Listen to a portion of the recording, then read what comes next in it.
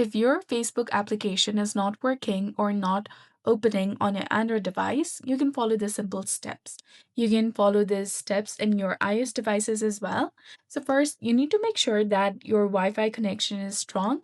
If your Wi Fi is not working, you can try switching between mobile data and your Wi Fi.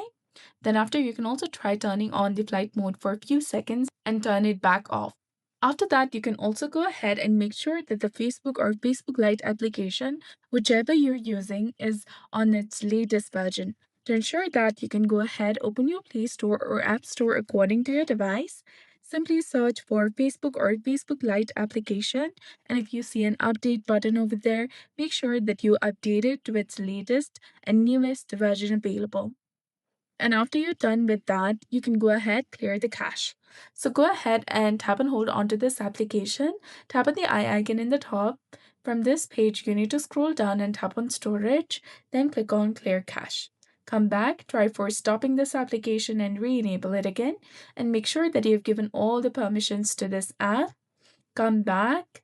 And if none of the solutions work, you can try uninstalling this application completely from your device and reinstall it using the Play Store or App Store.